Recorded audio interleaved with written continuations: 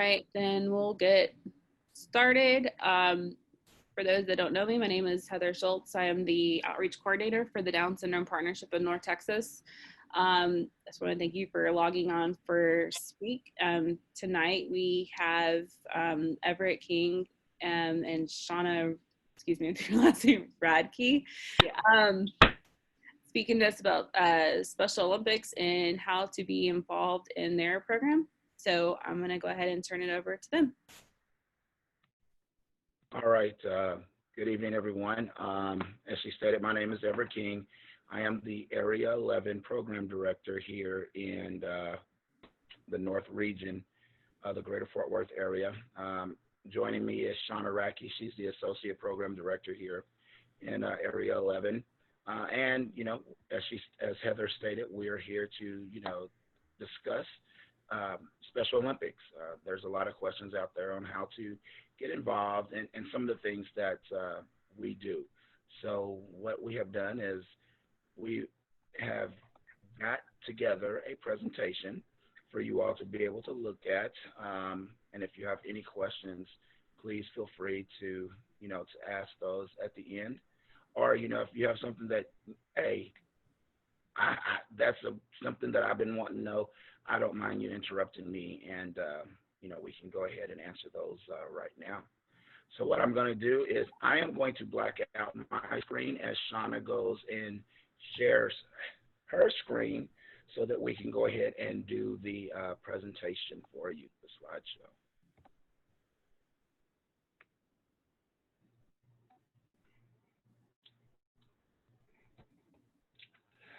All right. So Special Olympics programs, as we stated, we are the program directors and associate with the Area 11 Special Olympics.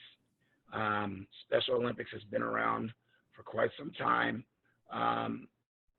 And, that's going, okay. There we go. Special Olympics Texas, as you can see, provides year-round sports trainings and athletes for and athletic competitions of variety sports. At first, in the Fort Worth area, we only had 16 sports that we had offered. That goes anywhere from basketball, football, to equestrian, aquatics, kayaking, figure skating, football, cheerleading, just a numerous amount of sports that you could imagine. A sport that I learned was bocce. I didn't realize that was a sport, but that is a big sport that they do here. And the athletes, no matter what it is, what sport they're in, just like any athlete, they take pride in what they're doing. This year, we're going to introduce three new sports. One is called floorball, which we will go ahead and do that during the winter. Floorball is kind of like hockey, except for you're inside on the basketball court, or you could do it on the pavement or anything to that nature. We're also going to introduce badminton. I believe that's going to come out next year. And this year we're working on introducing disc golf for those who like to play golf, but can't get the ball over 6 inches. That's me. Every time I'm on the golf course, they yell worm burner. I don't know why. But anyway, so we're doing disc golf as well so that, we can get those athletes the benefits to be able to play a sport sort of like golf that they may like. Next. All right, SOTX. SOTX offers 22 sports and more than 360 athletic competitions per year, including 6 statewide competitions. Now, unfortunately, with the COVID happening this year, we're putting a suspension on all of our state competitions, which, is, as our CEO said, it kind of helps him out with that because he's been trying to push for all of our areas to put on competitions that look and feel like a state competition. Because, we have found out that a lot of our athletes are not able to make it to state. So, why just do those pageantries for them when, for the ones that can make it, when we can go ahead and do it for every athlete that we have in all of our areas over here in Texas. All right. Next slide. All right. So at 51,300 athletes, Special Olympics Texas is the largest Special Olympics program in the United States. And as it says, we're bigger than most of the national Special Olympic programs. Great Britain, France, Brazil, Japan. We have the most athletes now in Fort Worth alone. As of November of last year, in the greater Fort Worth area, we have over 10,750 athletes. But with some of the new movements that we're trying to do, we foresee our growth being over 60,000 within the next 2 to 3 years. So, some of the things that we're adding, I don't mean to jump the gun on my presentation, but, we do have our traditional athletes, which are the ones that compete that have intellectual disability. But one of the things that we're wanting to do, Special Olympics realized that we were doing a injustice for our athletes. We were in some ways putting a stereotype on our athletes because the only ones that could play were ones with intellectual disabilities. Now we still have athletes out there that have disabilities that didn't meet the the diagnoses or the correct terminology for them to play for Special Olympics. So what Special Olympics has done is they've come up with unified partners. Now, unified partners can be anyone. It can be someone with an intellectual disability that didn't meet Special Olympics criteria, or it could be someone without any intellectual disability.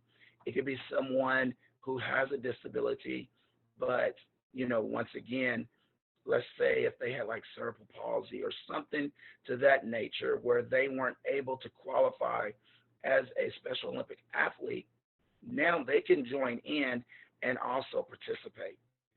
With Special Olympics, we have 5 different stages. You have an area stage where that is something local, where your athletes will compete. Then we have a regional stage where that is for our region, that would be Fort Worth, Dallas, Wichita Falls, the Lufkin area, as well as Waco. So your athletes would be able to compete against other athletes out of the Fort Worth area. Then you have state competitions where once those come back up, your athletes will be competing against other athletes all over the state of Texas. Once you get finished with state, you go to what we call, they've changed the name from Nationals to USA Games. That's where your athletes will go against other athletes all over the United States. And then after that, they compete 2 years after that in what we called World Games. In 2022, 2024, we are going to be doing World Games in Berlin, Germany. So, our athletes get the same type of benefits as any other athletes. And, I don't know if you all have been able to see some of the televised things that they have. ESPN is a global partner of Special Olympics now. So when they had the World Games last year, they were televising that and, just kind of doing a 30 for 30 on some of the athletes telling their stories. And it was just amazing to see how these athletes go out there, and some of them, they're out there just to be able to socialize and have fun. Others, they're out there to win, and they're training hard to win. So, those are some of the things that, Special Olympics does offer. for our athletes, for our community. Next slide. Programs that we offer for Special Olympics. One of the things that we have young athletes programs. Those are for, well, I'm getting ahead of myself. We have motor activity training program, individual skills, individual sports competition, team competition, unified sports, and unified champion schools, as well as SO College. Healthy Elite, life, which is lifestyle, education, and practice. These last three are like one of my favorites.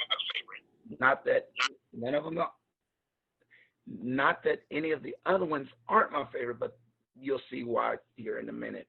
Now, the Young Athletes Program, they've changed that. As Heather was saying, when her daughter started up, she had to wait till she was 8 years old to be able to compete and do things. Now, what they do with the Young Athlete Program is they start at the ages of 2 to 7. And what they're pretty much doing, the young athletes as well as the motor activity training program, they're pretty similar. They're trying to teach these athletes the skills of the game, how to be a team player, how to be able to, take some constructive criticism, just teaching them hand-eye coordination, things to that nature that sometimes, our kids don't get a chance to do. So one is, we have the younger ones that is pretty much elementary, kindergarten to that stages. And then the other that can be arranged from elementary all the way up to 80 years old with the motor activity training program, because some of them we have to take a little more time in teaching them how to do something. And we are really working hard to try to get there. So SOTX athletes range from the ages of 2 into 80, as I was just stating. Children's ages 2 to 7 participate in the Young Athlete Program. Athletes 6 to 7 participate in area competition. Athletes 8 and up participate in state competition. So as I stated, they have changed that. It used to be you could only at 8 do area competition. Now they can go ahead and participate in state. Individual skills as well as individual sports competition. Individual skills is another format of teaching those who may not grasp the sport, or let me use basketball, for example.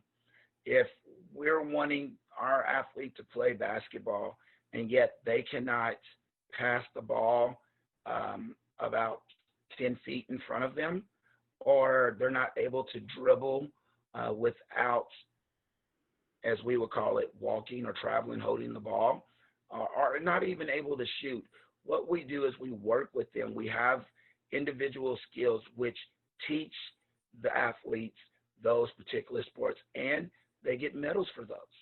So, not only will you work on, hey, we're standing in this box, try to pass it into this square on the wall, that is, creating muscle memory for those athletes and teaching them how to pass the ball. The goal with individual skills is not for those athletes to stay there, but for them to get greater at what they're doing so that they can go onto a team aspect. Individual sports is where they can go ahead and get 4 or 5 athletes together. And I'm going to go back to basketball again. If little Susie's not able to pass it over to little Johnny, what they do in this is they set them apart, not 10 feet, maybe 4 feet. And little Susie will have to work on passing it to like 4 or 5 different people. And then once she gets the ball back, then she will go ahead and shoot. So we're trying to teach them the aspect of, team play, as well as to maneuver through the sport that they're playing at that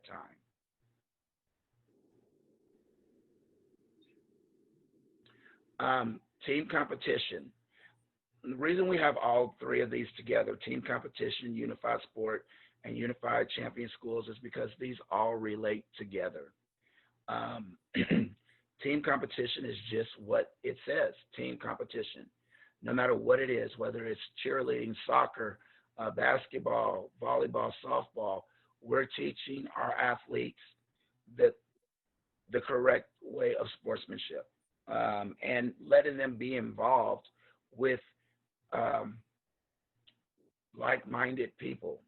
And when I say like-minded people, as you see right there where it says unified sports, what I mean by like-minded people, they're out there with people that are wanting to have the same goal, to learn the sport, to play, and to accomplish something. Um, does that mean getting a gold medal every time? No. For some of our athletes, yes, it does mean they have to get a gold medal. I coached a kid that if he didn't get gold, he would not go up to the podium. Uh, so, um, we have some athletes like that. But what is so cool about this, as I stated earlier, is how we are bringing everyone on the same playing field. We're not segregating our athletes to being, hey, you got to be here by yourself and you can't play over there because people don't think that you're good enough. No, we're trying to show the world, as well as our athletes, that you are good enough to be on the same playing field as someone else that does not have an intellectual disability. So those are kind of the things that we have for team competition and unified sports. Now, unified champion schools. Here in the state of Texas, last November, December timeframe, there was a law that was voted on. And what that was is Special Olympics is now considered a recognizable sports for UIL. UIL, as you all know, for schools is something really big. So right now what they're doing, you had your three tiers in school. You had freshman, JV, and varsity. Now what they're doing is they're doing freshman, JV, unified champion schools, as well as varsity. Unified champion schools is just what it pretty much sounds like. I used to be a paraprofessional at Northwest High School. And, I say this and people think that I'm joking, but, I would walk into my school. I'd make a right, walk about a half a mile down the road, make a left, walk about a half a mile down there, make another right, and that's where my classroom was. And our students didn't have, before I got there, didn't have the chance to socialize with anyone else. They were in their classroom by themselves. Shauna, the reason she's here as our associate, she used to work with me at Northwest. And the one thing that we tried to do, we treated our athletes, our students, just like a gen ed student. And when the bell rang, we would take our students out, let them intermingle just like everyone else. When that tardy bell rang, we were on our way back to the classroom. That's what Unified Champion is. They're getting the gen ed population and the SPED population together and making it a unified campus. Now, when I say that, it is not just about sports. You have Louisville ISD has a unified robotics team. There are several, but Alamo Heights in San Antonio, I believe, was the first to start it, a unified student council. And what that is where they have SPED and Gen Ed, one of each for each chair. It's not one of those things where, oh, look, that's cute, we need to put a SPED student here. No, each student has a say-so. They vote on what's going on. Um, I mean, it's just equal around the board. We have unified choir, art, things to that nature. Yes, there were a lot of programs. When I was in school, it was called Partners in PE when I was teaching. But what Special Olympics is doing is we're trying to make sure that these campuses aren't just unified just for that one class. We're wanting to go ahead and see them all together all at once, and it really does pay off. There's a lot. We were just in a UCS meeting this afternoon, and I was telling them a story about how on one of my meetings, one of my podcasts that we did, was about Unified Champion Schools. One of the teachers told me that she was at a farmer's market, and she's seen one of her students, and this student has to be tube fed, and she's seen him at the farmer's market, and she was saying hello to him and asked where his mom was, and he was like, she's not here. And well, where's your, she was asking all about the family, and no, and right about then, one of the gen ed students that she knew, one of the partners, they popped out and they, hello, Miss So and So, and she's like, you all are together? And they were like, yeah. And then here comes a bunch of other kids. And some of these are like basketball players and volleyball players. And it was so amazing for this teacher to see how this program is helping out. The student usually would be stuck at the house with the parents, but now there's students that are wanting to participate and involve these athletes in everything they do. And that's the main goal. We're wanting everybody, as the title says, to feel unified and have one big inclusion. Now this one right here, I could probably stay on for hours, but we got to keep going. So SO College. This right here, as I said, Unified Champion Schools and SO College are so big to me, as well as Healthy Leap. But the reason these are big, once our athletes or our students graduate from high school, there's not much for them to do. And Heather has informed me that TCC and I think UNT have some type of program, which is so amazing. I'm glad to hear. But this right here with SO College, it gives our older athletes a chance to interact and do things with college clubs that they hadn't been able to do. Right now in our area, TCU is one of our biggest promoters of the SO College. Just last basketball season, they had two different weeks. It was one where the Lady Frogs were playing. They had two teams from the Fort Worth area come and play at halftime. That was, to me, one of the biggest things, because these athletes that usually compete, they only compete for their families and people around. But this time they were in arenas,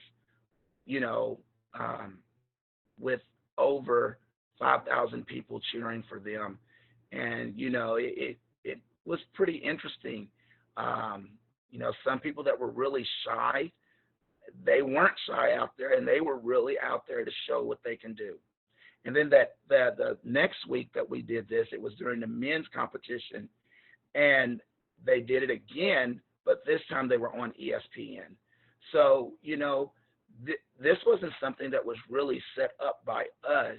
It was something that TCU set up so that these athletes could go out and have a great time and feel just like everyone else.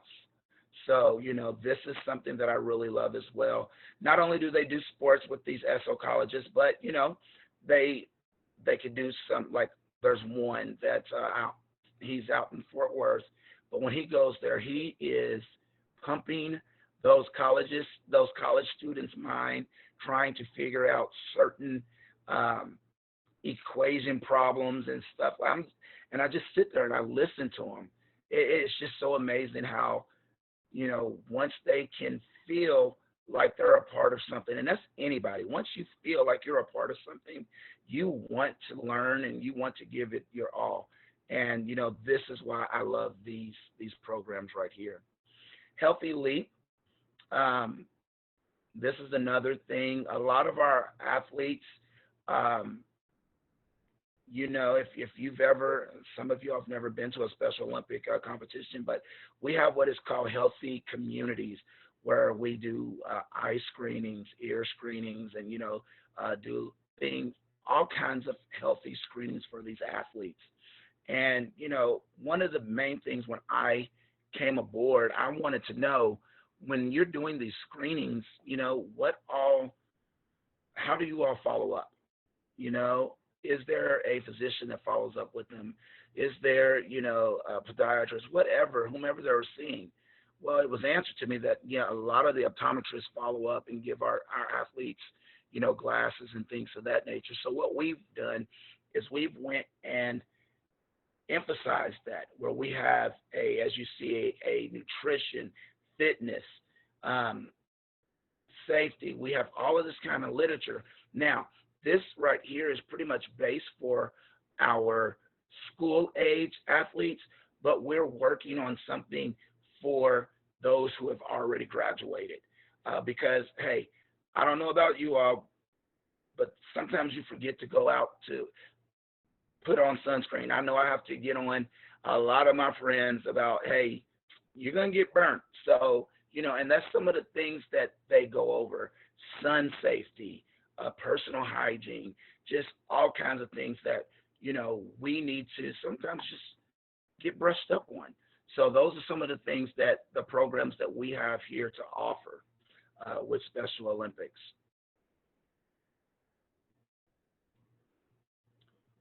All right. So as you can see, I kind of jumped the gun again. I have a tendency of doing that. They say 5 years.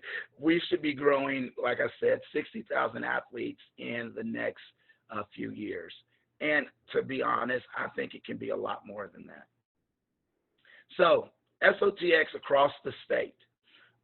This is something that our CEO really, really believed in.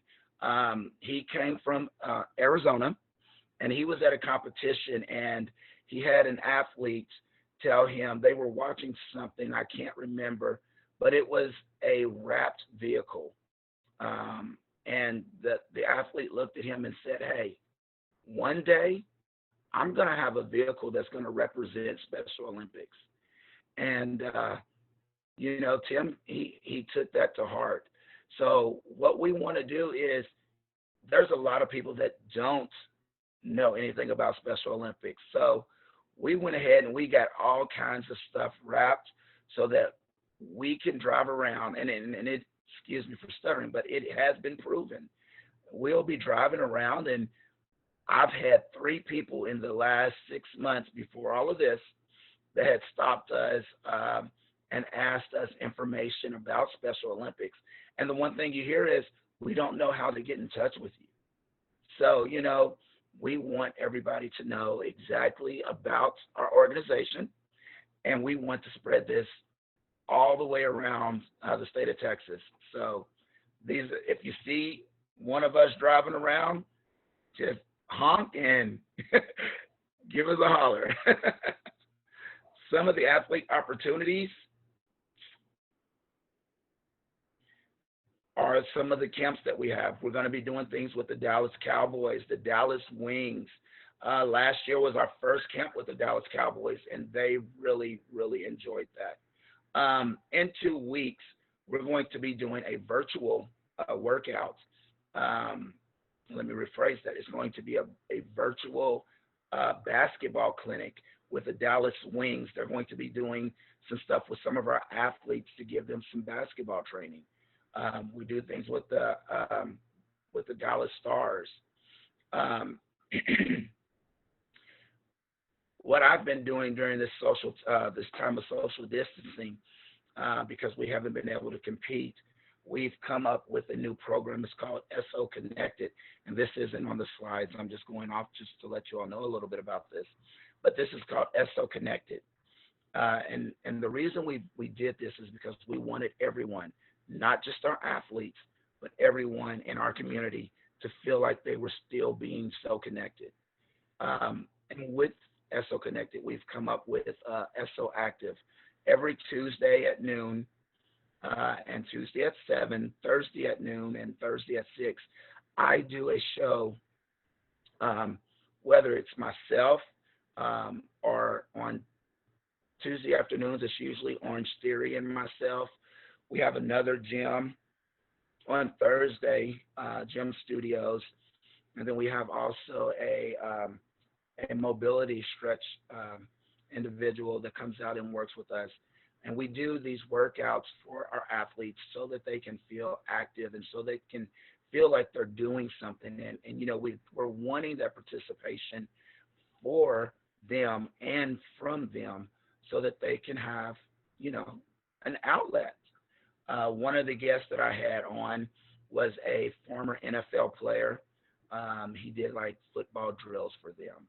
Another person that I had on was Cornell Lewis, an Olympian who, you know, he was in the Olympic. He started off as a alternate for the high jumps for the Olympics. I believe it was in Greece. Maybe wrong, but we're trying to bring all of these types of experiences for our athletes because anybody else would get that. As a Pee Wee coach for football, I would have my kids be able to work out with former NFL players. And you know, when I came aboard with Special Olympics, I was just looking at some of the things that, you know, our athletes don't get. And it's because a lot of people don't know. You know, they don't know if it's okay to do this. They don't know what they can and cannot do. So instead of asking, they don't want to ask because they don't want to offend. So I wanted to start bringing some of these fun things to our athletes as well as majority of the staff that Tim has hired.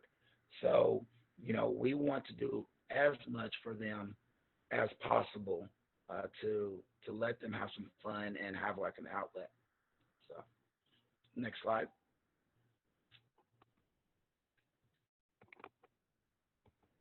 All right, so all of this right here, I'll leave this up for a little bit. These are all the people that contact. All right. Once again, I'm the program director, and Shauna is the associate. I don't see that on there. You didn't put your title up there. Then we have volunteers. Our volunteer coordinator is Michaela. UCS specialist, we have Kelsey and Casey that will be there.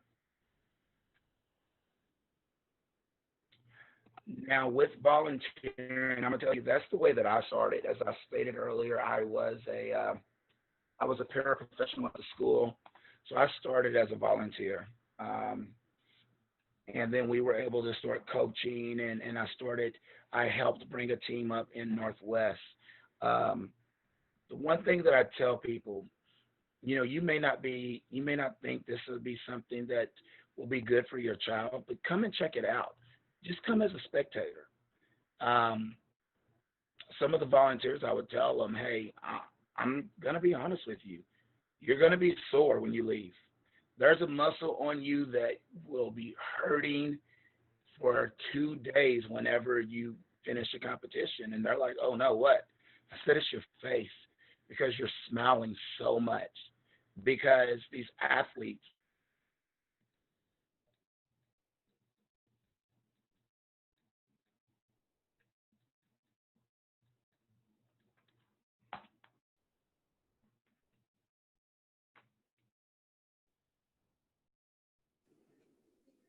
thumbs up if you can see me. I think I froze. Can you can you hear me now? I think I froze. Yeah, I can hear you now. Okay. But yeah, the one thing I was saying is that, you know, I tell these volunteers the one muscle that's really going to hurt is their face because they're going to be smiling so much. because these athletes, they they strive to be the best at what they do, and they strive to have fun, and they strive to be lovable. I mean, it's just so amazing. And to be able to work for a program now like that, I tell everybody this is not a job because I just don't feel like I'm working at all. All right, next. Well, you're gonna have that up later anyway. All right. Okay. Athletes in school, public groups, or homes. What sports do they like to play? Adult delegations. What area do you live in and who to call? Athletes in school and public group homes have a delegation to get involved. Some group homes have delegations as well. What a delegation is what we know as a team. That is what a delegation is. A variety of the sports are offered in each delegation. Adult delegations, graduate high schools, or live-in group homes. So as Heather and I was talking earlier, there are a lot of schools that, a lot of our athletes are homeschooled. And some of them call looking for delegations to join. Uh, what we end up having to do with some of them, they'll go into an older delegation, which is, considered an adult delegation because a lot of schools do what we call a closed delegation, where you can only be a part of their Special Olympics team if you are a part of their ISD. Now, a bunch of them have, I think, majority of them, their names are like friends of, and those are the adult delegations near those school delegations, um, with athletes who have already played, but yet, they've aged out. They can't play with the school anymore. So those are the kind of delegations they go to. Now, another thing with that wasn't on there, if your athlete wants to play 12 of the 16 sports that we have, and you are already a part of a delegation, and they do not offer one of the sports, your athlete is more than welcome to go to a team that offers that sport as long as you don't mind traveling, and they will be able to go ahead and play that sports. And one of the ways they're able to do that is because of our next thing, their athlete medicals. Once you get their medicals taken care of, where you go to a physician, and you know what, I'm not going to go on this one. I'm going to let Shauna talk about this one because this one is her baby in real life. So I'm not going to act like I really deal with this. So go ahead, Shauna, take this one. Okay, can everybody hear me? Yep. Okay, so the athlete Yes. medical forms, the forms are found on the SOTX website. So you can print those off and take those to the doctor with you. There's 6 pages. Every page has to be filled out. Every blank, everything. And what you'll do once you're done with that medical, it's been looked at by a doctor. The doctor's checked all the necessary boxes that allows your athlete to participate in the sports.